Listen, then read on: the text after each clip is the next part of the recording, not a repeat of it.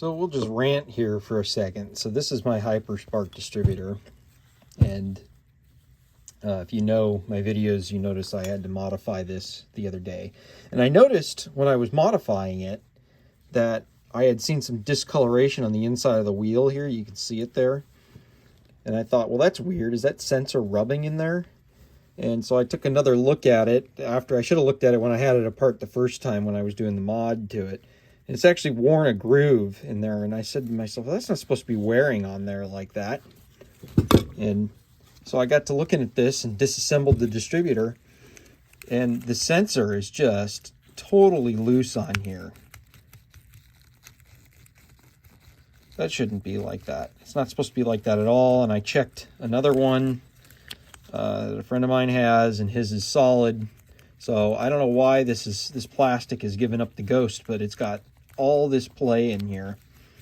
So what I'm going to do with it, right, wrong, or indifferent, is I'm going to probably, just because it's stiff enough, use some RTV and sink it into some RTV to keep it in place. Let it cure, and that'll hold the sensor. It's not like I'm going to get a new sensor from Holley. I mean, they don't sell it. They probably wouldn't even sell it to me. It doesn't look like it did any permanent damage. It runs. It still flags the sensor. So it looks like it just started wearing a groove. But if I let this go, eventually it would have destroyed the sensor. And I think the reason that it didn't hurt it is because that's a magnet on this side.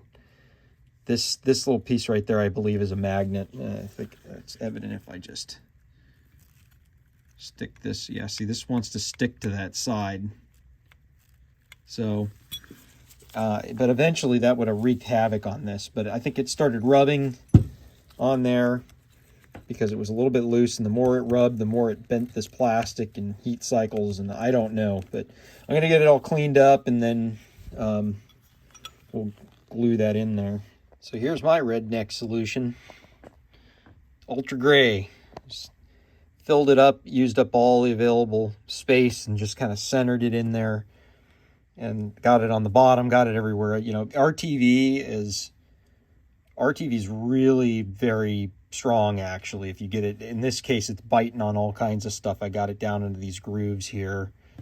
So that'll take up the space. It doesn't have to be, it's not like anything's yanking on it. It just needs to stay centered.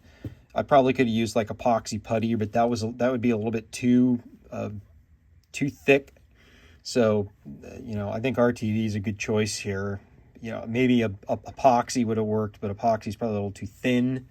So, but boy, what a crappy, cheap design. They can't even bolt the damn thing down. So here we are a little bit more than 24 hours later. Nice and hardened up, rock solid. I can't move it. So that'll last forever like that. Of course, unless the sensor goes bad, which I'm kind of surprised it didn't totally damage it. But so now the rest is pretty easy. Just reassemble it, put a little lube on here, you know, a little oil or something on this bushing right here, and reassemble the, put the gear on there and put the pin in, and that's it, it's done. All right, so it's all back together. So you can see the gap in here is correct now.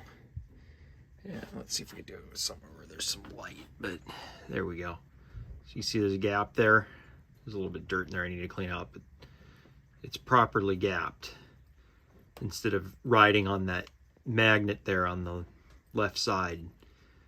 So it did damage the wheel a little bit, but not enough to matter, and it'll still work fine.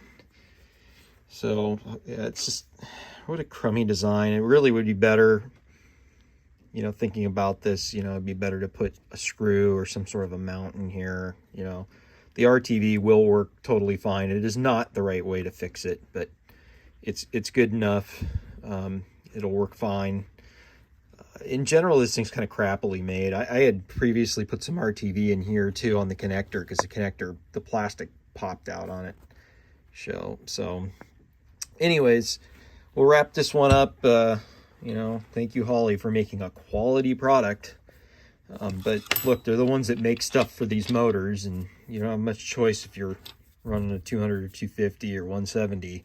This is pretty much the electronic distributor if you're going to do multi-port sequential injection. You can use a DS2 or other distributors for the EFI, but this is the only one that Holley makes, and certainly the only one that you can use for full sequential. So anyways, wrapping it up.